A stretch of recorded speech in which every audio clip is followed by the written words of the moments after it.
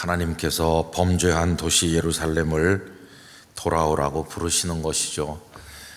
여러분, 대한민국도 하나님께 돌아가야 될 것이고, 그 돌아가는 게 회개죠. 회개. 슈브라고 하는 건데, 하나님께서 구약 성경 곳곳에서 돌아오라 돌아오라 그렇게 부르시죠. 범죄하여 떠난 탕자가 돌아오는 것처럼 한 개인도, 가정도, 우리 사회도, 나라도, 민족도 하나님께 돌아갈 때 살 길이 열리는 줄 믿습니다. 근데 우리 국민들이 다 깨닫지 못하고 세상이 다 알지 못하니까 먼저 부르심을 받은 우리가 앞장서서 기도하고, 기도하되 특별히 하나님을 향해 돌아가는 심정으로 회개의 기도를 드리면서 이 세상을 위해 중보해야만 되겠습니다. 소돔성에 의인 10명이 있었으면 멸망하지 않았을 텐데 하는 생각을 우리가 늘 하는데, 우리가 대한민국 땅에 그 역할을 감당하는 성도가 되어야 되겠습니다. 하나님께서 우리를 기도의 제물로 받아주시기를 간절히 원합니다. 조금 추우신데 그래도 오늘 저녁에 이렇게 추위를 무릅쓰고 나오신 여러분들을 하나님의 성령께서 심령의 불덩어리를 넣어주시기를 바랍니다.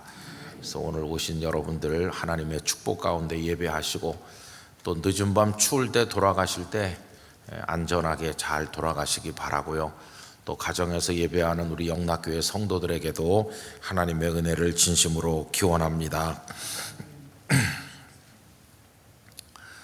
지난 주일 3부 예배가 끝나고 저 입구에서 인사를 하고 있는데, 한 가족이 반갑게 와서 저에게 환하게 웃으면서 인사했습니다. 보니까 제가 목회했던 땅끝교회 성도님 가정이에요. 집사님 내외하고 자녀하고 환하게 웃으면서 목사님 가족여행 왔다가 오늘 여기 예배하러 왔습니다 이러면서 인사를 청했습니다. 생각 같아서는 점심이라도 같이 먹어야 되는데 저는 또 4부 예배 드려야 되고 너무나 좀 아쉬운 짧은 만남이었습니다. 짧은 만남이긴 했지만은 제 마음속에 어떤 전달된 감동이라고 할까, 그런 거는 잠옷 컸습니다. 그래서 오후 내내 그리고 그날 주일 저녁까지도 생각을 계속하게 되었는데, 그 집사님 가족이 왜 왔을까 생각을 해보니까 이유는 두 가지겠죠. 하나는 영락교회에서 하나님 앞에 주일 예배를 드리기 위해서, 그리고 또 하나는 김 목사를 한번 보고 싶어서, 이렇게 두 가지 이유인 거예요. 그러니까 그분들이 저랑 아무 관계가 없으면은 올 리가 없죠, 그죠? 또 설령 우리 교회 와서 예배를 드린다 해도 저에게 환하게 웃으면서 와서 인사를 청할 이유가 없죠. 예를 들면 부산에도 교회들이 많이 있으니까 그분들이 부산의 어느 다른 교회 성도라고 한다면 서울에 여행 왔다가 영락교회가 궁금하니까 한번 와서 예배를 드릴 수는 있지만은 저에게 와서 인사를 청하지는 않았을 겁니다. 왜냐하면 아무 관계가 없으니까요. 그런데 관계가 있다고 하는 게 저에게 다가오게 하는 것이고 웃음을 짓고 인사를 하도록 만드는 거죠.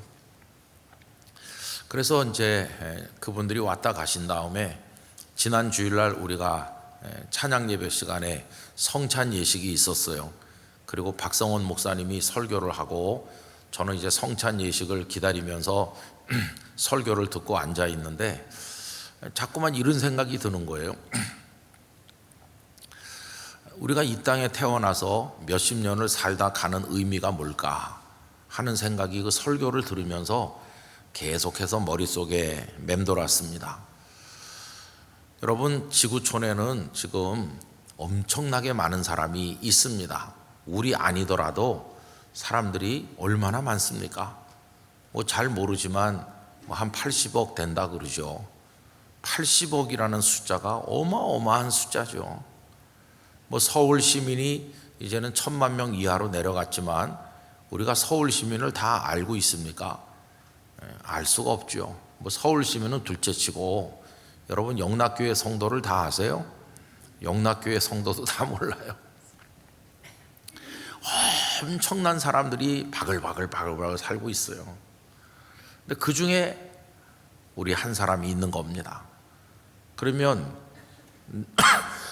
나 한 사람이 이 땅에 살지 않는다 한들 무슨 큰일이 나겠어요?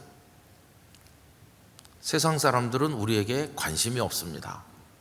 마치 우리가 저 아프리카 어느 나라에 그 정글 속에 어떤 사람이 있는지 없는지 아무 관심도 없는 것과 똑같아요. 거기 어떤 사람이 태어나든지 세상을 떠나든지 그 사람이 오래 살든지 조금 살든지 그게 지금 여기 있는 나랑 무슨 상관이 있어요? 아무 상관이 없는 거예요. 똑같은 이치로 이 80억이나 되는 엄청난 사람들이 우리가 여기 대한민국 서울에 지금 살면서 영락교회에 출석하고 있다는 이것 때문에 무슨 그 사람들의 인생에 변화가 생긴다든지 그들이 우리로 인해서 기뻐한다든지 뭐 그럽니까? 아무 의미가 없는 거예요. 그럼 하나님께서 우리를 세상에 보내시지 않았어도 그렇다고 해서 뭐 인류의 역사가 중단된다든지 그랬을까요? 우리가 없었다면 영락교회가 존재하지 않았을까요? 그런 건 아니거든요. 우리가 없었어도 영락교회는 있을 거예요.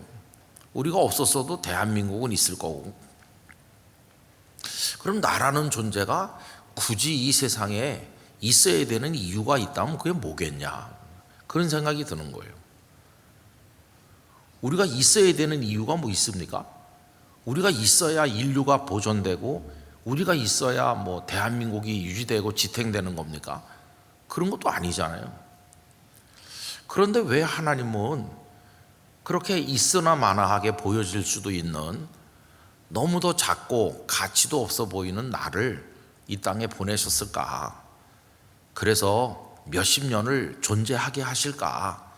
그 몇십 년을 존재하면서 얼마나 힘들어요. 먹고 마시고 입고 살아가는 것부터 시작해서 그래도 공부도 좀 해야 되고 사람들 앞에서 손가락질 받지 않고 존재하려면 그 소위 산다는 거 그게 얼마나 힘드세요. 눈물도 많이 흘리면서 그것 때문에 마음의 상처도 많이 받고 사는 게 왜 이렇게 힘들어? 그러면서 우리 애달파하고 고통받고 있지 않습니까? 그래서 견디다 못해서 삶을 포기할 생각을 하는 사람들도 많이 있지 않습니까? 그렇게 고단한 인생인데 그런데 왜 하나님은 우리를 이 세상에 보내서 존재하게 하시는 걸까? 내가 여기 존재하는 의미나 어떤 목적이나 가치가 뭘까 하는 생각을 해봤어요.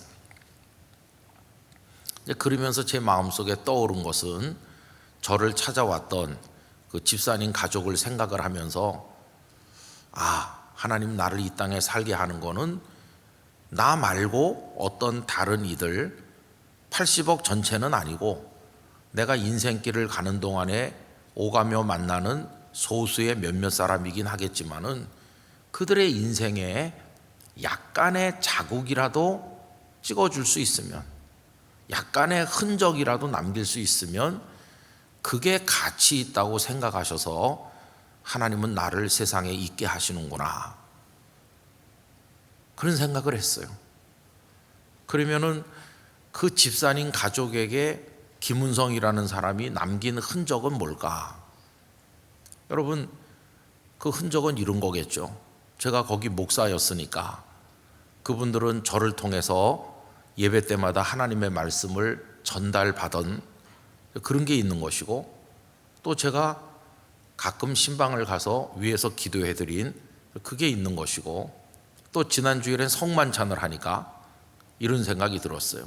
제가 1년에 몇 차례 성만찬을 집례할 때 그분들도 참여해서 주님의 식탁을 함께 나눴으니까 그 가족들이 저를 바라보는 건 이런 거예요. 그죠? 저 목사님이 우리 목사님이었어. 저 목사님이 우리에게 설교를 해줬어. 저 목사님이 우리를 위해 기도를 해줬어.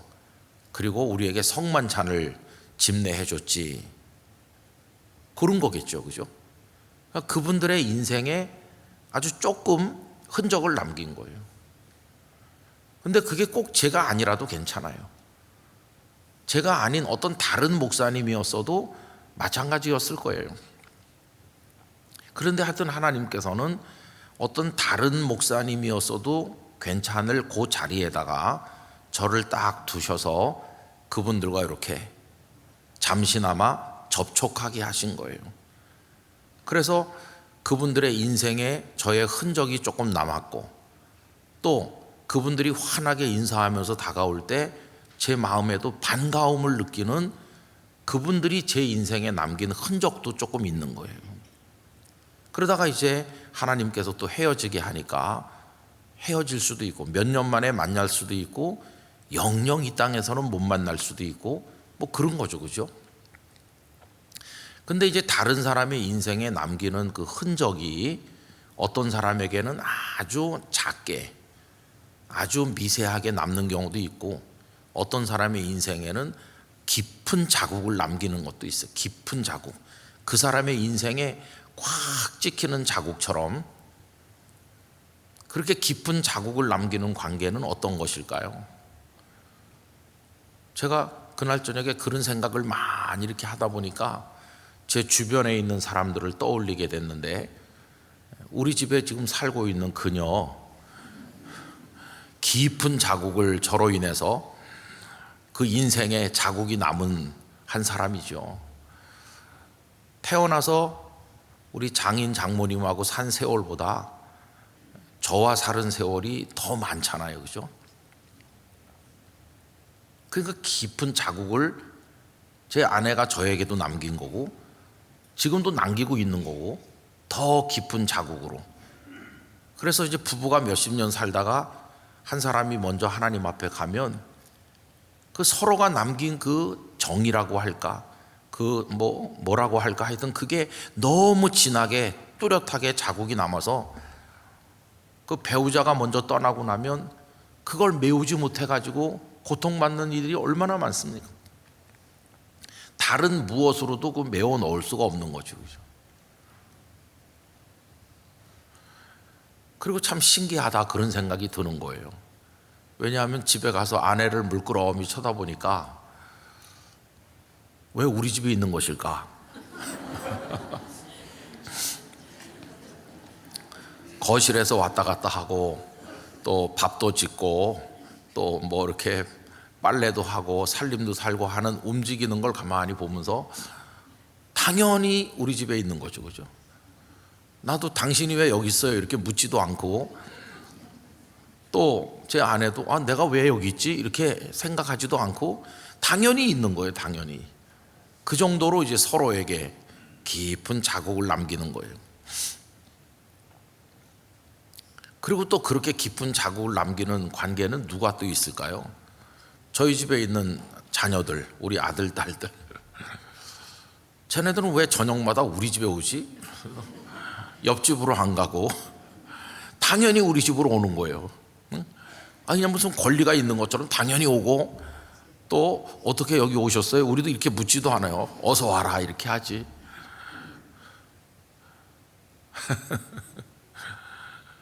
그게 뭡니까? 부모와 자녀로 연결된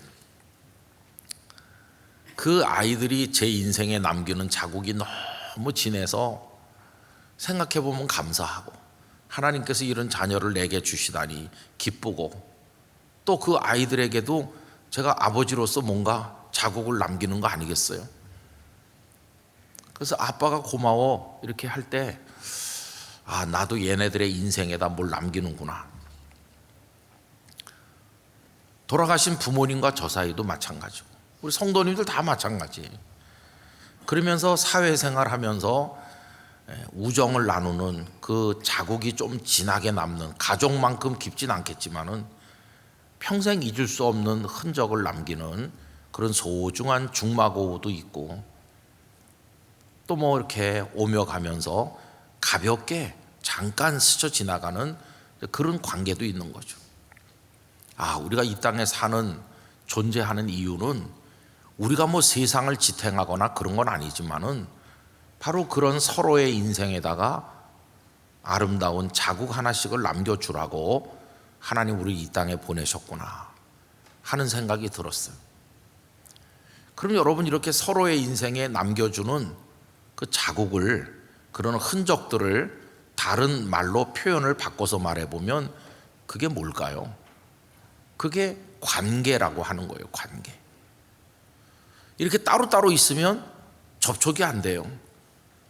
관계가 이렇게 연결돼야만 서로의 인생에 자국을 남길 수 있지, 남과 남으로 존재하면 절대로 서로의 인생에 자국을 남길 수 없어요. 이렇게 이어주는 거. 그래서 이음이라고 하는 우리말이 참 아름다운 말입니다. 떨어져 있었던 거를 잇는다, 이어준다.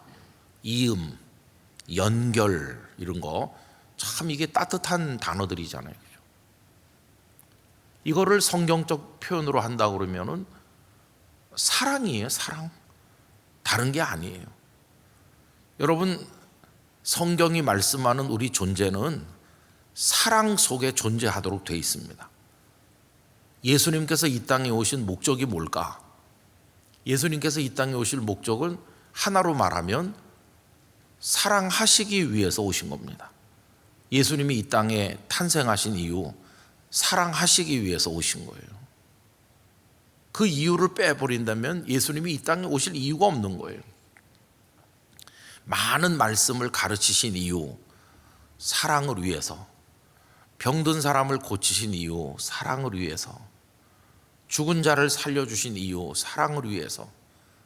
십자가를 지신 이유, 사랑 때문에. 부활하시고 영원한 생명으로 우리를 이끌어 가시는 이유, 사랑 때문이죠. 하나님께서 우리를 대하시는 방식 자체가 사랑입니다. 그게 관계라고 그랬는데, 여러분 창세기부터 쭉 보면 관계를 맺으시기 위해 다가오시는 하나님을 보여주는 거죠. 어느 날 아브라함아 부르면서 내가 네게 명하는 곳으로 가거라, 본토 친척 아버지 집을 떠나서 가거라 말씀하는 거는 이제 너는 나와 관계를 맺고 내가 인도하는 대로 살아라. 너랑 나랑은 남남이 아니다. 내가 너의 아버지요, 너의 인도자요, 너에게 복을 주는 자요, 너의 모든 것이다. 너랑 나랑은 이렇게 관계를 맺자. 아브라함에게 다가오신 거죠. 신앙은 뭐냐 하면, 하나님 감사합니다. 기꺼이 감격한 마음으로 제가 그렇게 하도록 하겠습니다. 하나님께 저도 손가락 내밀고 하나님의 말씀에 저를 맡기겠습니다 라고 하나님께 응답하는 거, 그게 바로 하나님을 경외하는 것이고 신앙생활하는 것이죠. 그렇게 아브라함과 이어지신 하나님께서는 그들의 후손인 이스라엘 백성과도 이렇게 이으시잖아요. 시내산 아래서 그들에게 언약을 맺으셨어요. 이제 너희는 내 백성 되라. 나는 너희의 하나님 되겠다. 이게 시내산 언약입니다. 그래서 하나님과 이스라엘 백성들이 남남으로 존재하는 게 아니라 이렇게 연결됐어요. 근데 그 연결의 기본은 사랑이죠. 사랑. 성경은 하나님과 떨어져 있었던 멸망하는 죄인들이 하나님의 사랑으로 인해서 계속 이어지는 이야기입니다. 이어지는 이야기. 그래서 성경은 연결의 책이며 사랑의 책이라고 할 수 있어요. 어느 날 율법 선생이 예수님께 와서 가장 큰 계명이 무엇입니까? 라고 질문했을 때 우리 예수님은 두 가지 사랑으로 요약하셨죠. 하나는 하나님을 사랑하는 거다. 내 마음을 다하고 뜻을 다하고 목숨을 다하고 힘을 다해서 하나님을 사랑하라. 이것이 크고 첫째 되는 계명이다. 그게 하나님과 우리의 이어지는 것이. 근데 본래 하나님은 하늘 보좌에 계신 분이 우린 땅에 있는 이니까 하늘과 땅이 만날 수가 없는 건데, 그분이 사람의 몸을 입고 임마누엘 하셔서 이 땅에 오셔서 하나님이 우리와 함께 계시다. 이걸 구현하심으로써 하나님과 우리가 이어진 거예요. 그래서 우린 하나님을 아바, 아버지라고 부르게 됐어요. 하나님과 이어지는 하나님 사랑, 하나님의 사랑 받고 하나님을 사랑하고, 나의 힘이 되신 여호와여 내가 주를 사랑하나이다, 이렇게 하면서 이어지는 거죠. 그죠? 그 다음에 예수님은 두 번째 계명을 말씀하셨는데, 또 둘째는 이와 같으니 내 이웃을 내 몸과 같이 사랑하라 하신 것이다. 그래서 이게 또 이어지는 거예요. 이웃이라고 표현된 나 이외의 모든 사람과 내가 다 떨어져서 있었는데 이렇게 연결돼서 부부가 되기도 하고, 부모 자녀가 되기도 하고, 친구가 되기도 하고, 영락교회 안에서 믿음의 동료가 되기도 하고, 하여튼 다양한 방법으로 이어져서 그들이 우리의 이웃이 되는 거죠. 사랑을 받기도 하고 사랑을 하기도 하고, 그렇게 몇십 년을 우리가 존재하는 거예요. 그래서 사랑을 진하게 하는 사람, 사랑을 많이 하는 사람, 사랑을 위해서 자신의 모든 걸 바치며 사는 사람은 많은 사람들의 가슴에 깊은 자국을 남기고 떠나요. 그럼 나중에 그가 떠났을 때 사람들이 슬퍼하면서 참 훌륭한 분이었다, 내 평생에 잊을 수 없는 분이시다. 그 자국이 너무 진해서, 사랑이라는 이름의 자국이 너무 선명해서 사람들은 그를 그리워하는 것이고, 그분은 잘 살다 가셨다, 이렇게 말하죠. 여러분, 다비다가 세상을 떠나셨을 때 가난한 과부들이 베드로에게 다비다가 만들어 주었다는 옷들을 보여주면서 다비다가 우리에게 이렇게 했습니다라고 할 때, 그게 다비다가 그 여인들에게 남긴 자국이죠. 여러분, 인생을 성공했느냐 그렇지 않느냐는 돈을 많이 가졌느냐 뭐 출세했느냐로 결정되는 게 아니라 그 사랑의 흔적을 얼마나 많이 남기다 가느냐에 따라서 정해진다고 생각합니다. 그게 잘 살았는지의 여부를 결정하는 것이죠. 그런데 이 세상에는 불행하게도 이렇게 이어주고 연결해주고 사랑해주고 서로에게 사랑의 흔적을 남겨주고 웃게 해주고 기쁘게 해주는 그런 것만 존재하는 게 아니에요.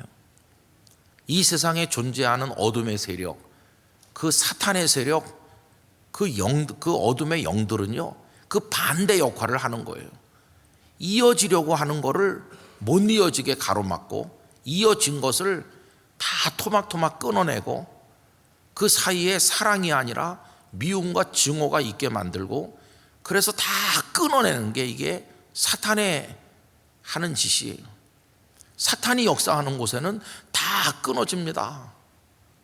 그래가지고 부모 자식도 남이 되는 거예요.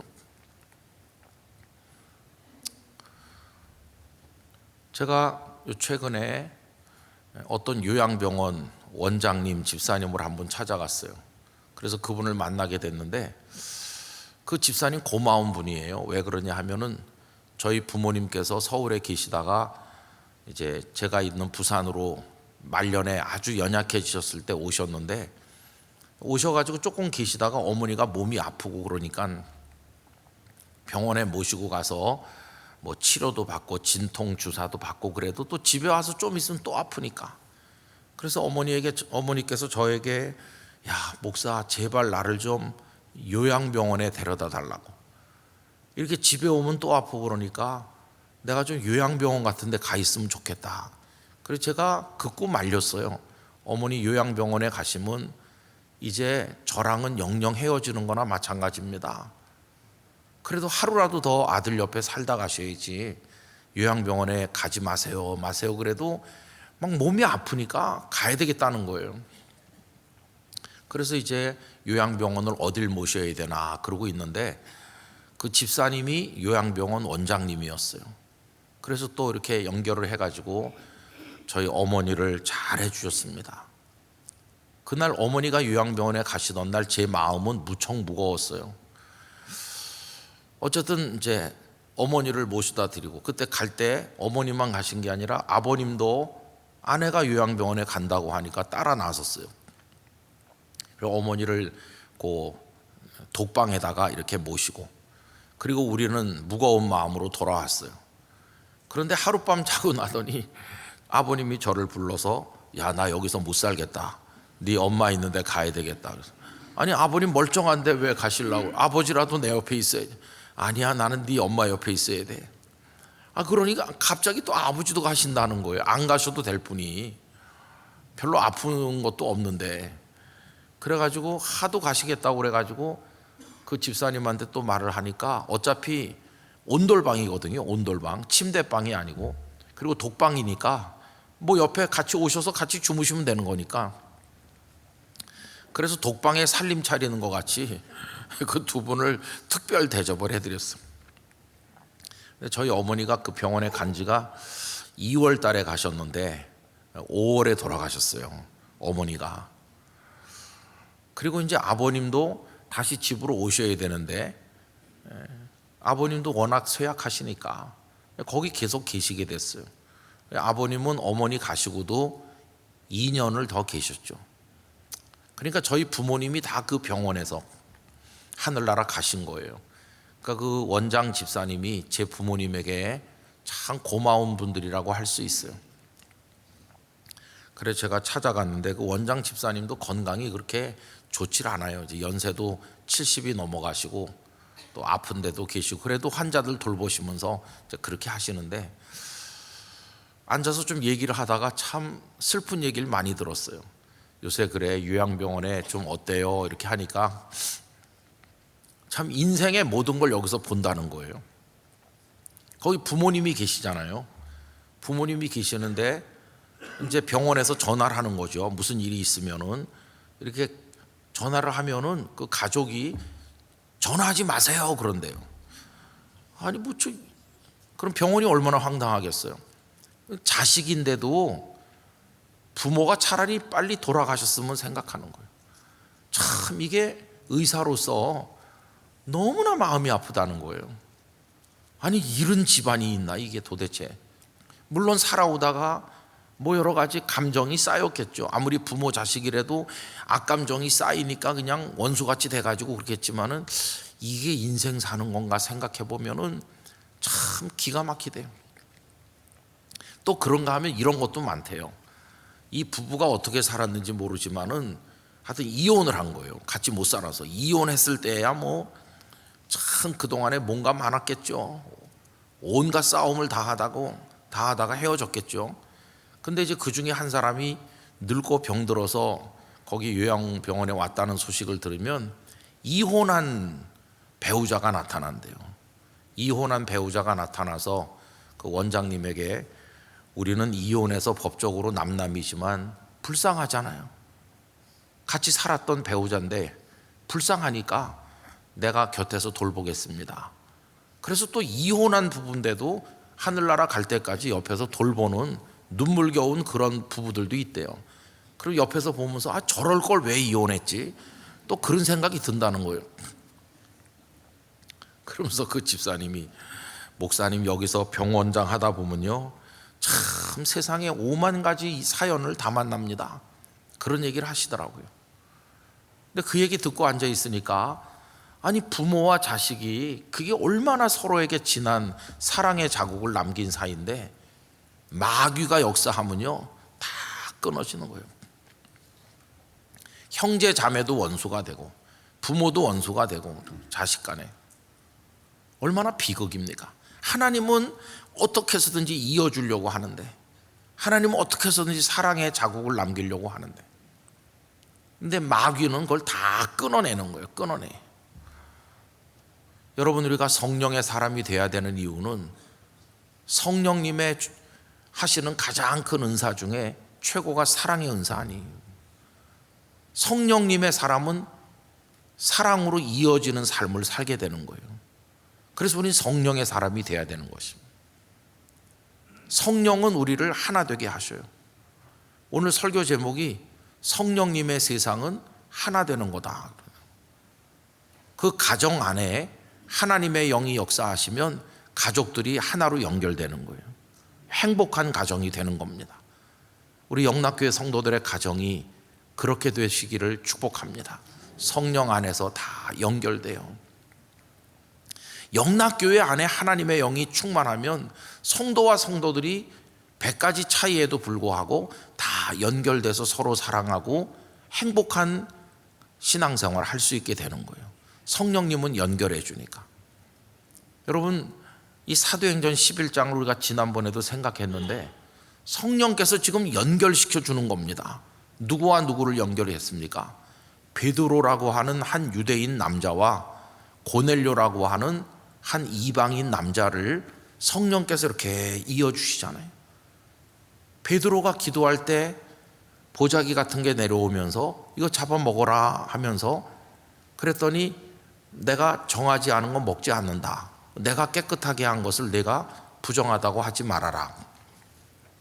그런데 고넬료에게는 또 그 요바에 가서 무두장이 시몬의 집에 있는 베드로를 청해 와라. 성령께서 이렇게 하시고.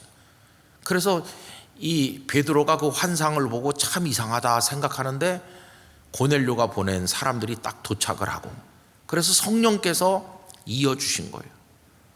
그래서 유대인 남성인 베드로가 이방인의 집에 발을 들여놓는 거, 그리고 베드로가 도착했을 때 고넬료가 일가 친척 다 모아가지고 이마를 땅에 대고 엎드려서 영접하는 거, 우리가 상상도 못할 이런 이음과 만남과 말씀 안의 교제와 사랑은 이 성령님이 이루시는 기적인 것이에요.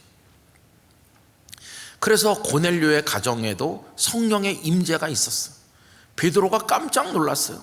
다락방, 오순절 다락방에 유대인인 자신들에게 성령님이 임한 것처럼 이방인에게도 똑같이 임하시는 걸 보고 하나님은 전혀 차별하지 않으시는구나. 성령님 안에서 유대인과 이방인이 하나구나 하는 걸 베드로가 깊이 깨달았어요. 그들에게도 세례를 베풀었어요. 그리고 이제 예루살렘으로 돌아왔더니 트집 잡는 사람들이 나타났어요. 이보세요, 베드로, 당신이 비록 사도고 대단하긴 하지만은 그 뭐 이방인의 집에 갔다면서요? 막 이렇게 베드로를 비난하는 사람들이 나타났어요. 그들 속에 있는 것은 사단의 역사죠. 그래서 성령이 이어주신 것을 끊어내려고 하는 역사가 일어난 거예요. 그리고 11장에서 베드로가 길게 설명해요. 어떻게 해서 내가 고넬료의 집에 갔는지 들어보세요. 그러면서 처음부터 다 설명하고 그 10장에 있었던 이야기를 다 설명하니까 그때서야 그 사람들이 수긍하는 거예요. 그럼 성령님께서 이방인들도 구원하시는구나. 그게 주님의 뜻이구나 하고 그때서야 고개를 숙인 거예요. 성령님이 연결시켜 주신 것을 받아들이는 거죠. 여러분, 오늘날도 성령님은 우리를 끊임없이 사랑으로 이어주시려고 하고 계십니다. 그런데 사단의 영에 붙들린 사람들은 이런저런 이유로 자꾸만 그걸 끊어내는 거예요. 이게 정말 가슴 아픈 일이에요. 여러분, 이제 오늘 성경을 하나 찾아서 우리 같이 읽어보려고 하는데요. 에베소서 2장 말씀을 우리 다 같이 펴서 읽어보기를 원합니다. 에베소서 2장 말씀 11절 말씀. 에베소서 2장 11절 말씀부터 좀 길지만 우리 마지막 절까지 한 절씩 교독하도록 합시다. 에베소서 2장 11절부터 마지막 절까지 제가 먼저 11절 읽겠습니다. 그러므로 생각하라. 너희는 그때에 육체로는 이방인이요 손으로 육체에 행한 할례를 받은 무리라 칭하는 자들로부터 할례를 받지 않은 무리라 칭함을 받는 자들이라.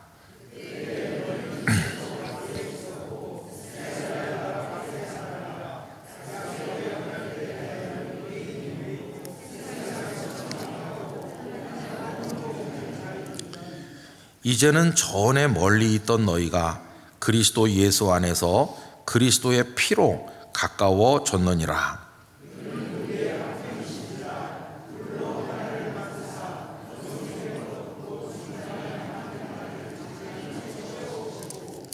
법조문으로 된 계명의 율법을 폐하셨으니 이는 이 둘로 자기 안에서 한 새 사람을 지어 화평하게 하시고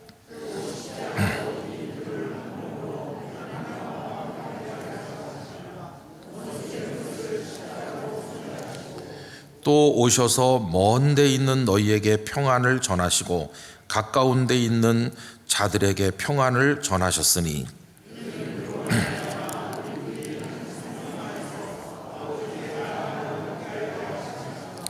그러므로 이제부터 너희는 외인도 아니요 나그네도 아니요 오직 성도들과 동일한 시민이요 하나님의 권속이라.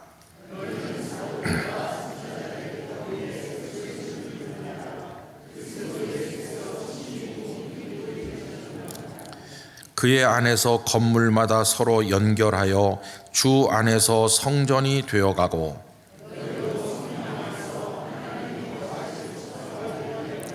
그리스도 예수 안에서 함께 지어져 가느니라. 할렐루야. 여러분 방금 읽은 21절에 보면 건물마다 서로 어떻게 된다고요? 연결되는 거예요. 벽돌과 벽돌이 다 연결돼 가지고 건물이 되는 것처럼 이방인은 먼 데 있었어요. 주님 바깥에 있었어요. 이방인은 사람으로 취급도 못 받았어요. 그런데 이제는 예수 그리스도께서 유대인과 이방인 사이에 그 높은 담장을 다 헐어버리시고 둘로 하나를 만드사 함께 하나님께 나가게 하셨다. 성령께서 연결시켜 주시는 거예요. 이게 성령의 역사입니다. 이제 4장으로 가보실까요?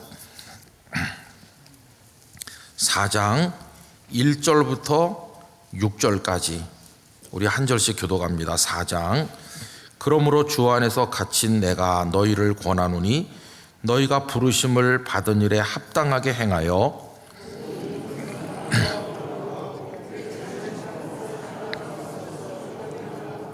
평안에 매는 줄로 성령이 하나 되게 하신 것을 힘써 지키라.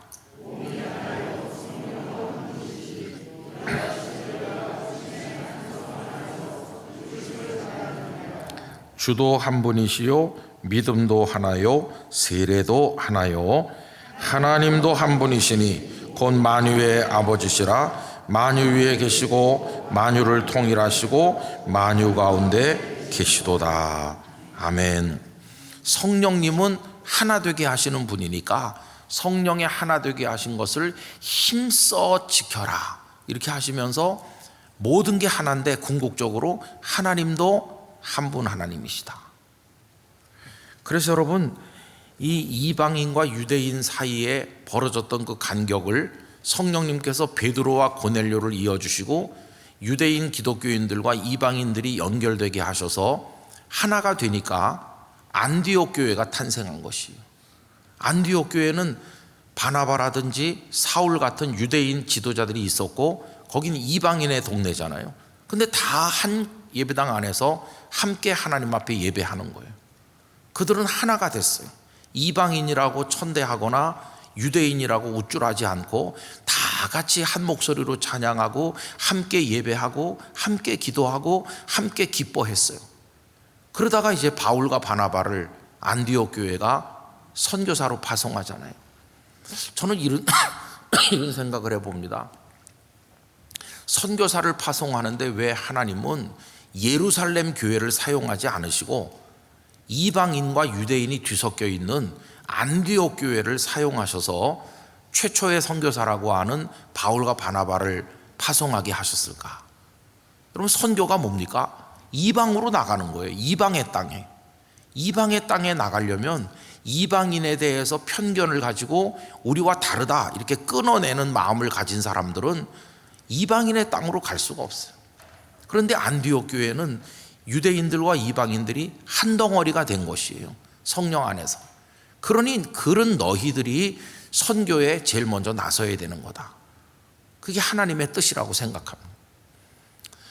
여러분 우리 영락교회 안에서 우리 가정 안에서 하나님의 성령의 역사를 우리가 간절히 사모하고 체험하려면 우리 안에 하나됨의 역사가 있어야 됩니다. 하나 되지 못하면서 성령의 충만을 구하는 것 자체가 이게 어불성설인 것이에요. 앞뒤가 안 맞는 것이. 그런데도 참 마음 아픈 것은 예수님을 믿는 우리 안에도 에이 저 사람은 안 돼. 우리 이렇게 끊어내고 있거든요. 저 사람은 우리 그룹에 들어오면 안 돼. 똑같이 예배 드리는데도 저 사람은 안 된다고 그래요. 이렇게 다 토막토막 끊어내요. 저는 목회하면서 그런 거 많이 봤습니다. 다 목사님들인데도 저 목사님 안 돼. 다 끊어내는 거예요. 끊어내는 거는 마귀가 하는 거잖아요. 이걸 어떻게 우리가 넘어설 수 있을까? 성령님은 하나 되게 하시는 분이신데 우리에게 주어진 숙제고 우리가 반드시 극복해야 될 영적 과제예요. 여러분, 저 오늘 말씀을 마치려고 하는데 오늘 집에 돌아가셔서 한번 생각해 보세요. 아까 제가 서두에 우리 같은 사람이 세상에 한 명 있으나 마나 라고 그랬잖아요. 그런데도 하나님은 우리를 땅에 보내서 몇십 년을 머물다 오게 하시는 이유가 뭔가? 누군가의 인생에 작은 흔적이라도 남기면서 사랑의 이름으로 그렇게 하다 오라고 우리를 이 땅에 보내신 거라면 나는 내 주변 사람들에게 따뜻한 흔적, 그들이 나를 생각하면서 고마워하게 하는 그런 흔적, 그런 사랑의 흔적을 진하게 남기고 사는 건지 아니면 후벼 파는 칼자국 같은 거나 남기고 있는 건지 생각을 해봐야 돼요. 우리의 삶의 근본부터 한번 따져봐야 돼요. 내가 그리스도인다운가? 나는 몇십 년 머무는 인생 동안에 남에게 감동을 주는 그런 흔적을 남기는지 아니면 그의 인생에 죽는 날까지 피가 흐르도록 만드는 상처를 내면서 살고 있는 건지 우리 자신을 생각해 봐야 돼요. 저는 간절히 바라기를 성령님의 역사가 우리의 안에 강하게 나타나서 우리가 따뜻한 사람이 되길 원합니다. 사랑의 사람이 되길 원합니다. 이어주는 사람이 되길 원합니다. 그래서 예수님의 팔복에서 화평케 하는 자는 복이 있다고. 화평케 하는 사람은 하나님의 아들이라고 일컬음을 받는 거예요. 하나님의 아들이 누구세요? 예수님이세요. 예수님 어떻게 화평케 하셨나요? 멸망하는 죄인인 우리와 하늘의 하나님이 연결되게 해주신 분이 예수님이세요. 하나님과 우리가 화목하게 해주신 하나님의 아들. 우리도 이 땅에서 이어지는 사랑의 역사를 이루면 하나님의 자녀로 불리는 영광을 얻게 되는 것이에요. 우리가 가는 곳마다 이어지고 사랑하고 아름다운 흔적을 남기는 그런 역사가 이루어지기를 원합니다. 이건 우리 인생 전체에 관련된 정말 심각하고도 중요한 문제예요. 나는 어떤 사람으로 살고 있는지. 그래서 여러분, 사랑의 은사로 충만하시기를 축원합니다. 아름다운 인생 살다가 하늘나라에 갔을 때 너 참 많은 사람들의 인생에 멋진 흔적들을 남겼다. 수고 많았어. 이렇게 칭찬을 받는 우리 모두가 되기를 원합니다. 주님이 먼저 우리 인생에 잊을래야 잊을 수 없는 사랑의 흔적을 남겨주셨으니까 이제 우리도 주님의 사랑 안에서 그런 인생을 살게 되기를 간절히 축원합니다. 기도하겠습니다. 거룩하신 하나님 아버지, 우리를 이 땅에 머물게 하시는 이유는 서로의 인생에 사랑의 자국을 남기도록 하심인 줄로 믿습니다. 그런데 저희들은 오히려 상처를 후벼 파서 아프게 하고 피가 흐르게 만드니 저희의 잘못을 용서해 주옵소서. 끊어내는 것은 마귀의 역사요, 연결하여 하나 되게 하시는 것은 성령님의 역사임을 알게 하시고 우리가 성령의 사람으로 가정과 직장과 교회와 우리 주변 속에서 사랑의 열매를 맺게 하여 주옵소서. 예수님 이름으로 기도하옵나이다. 아멘.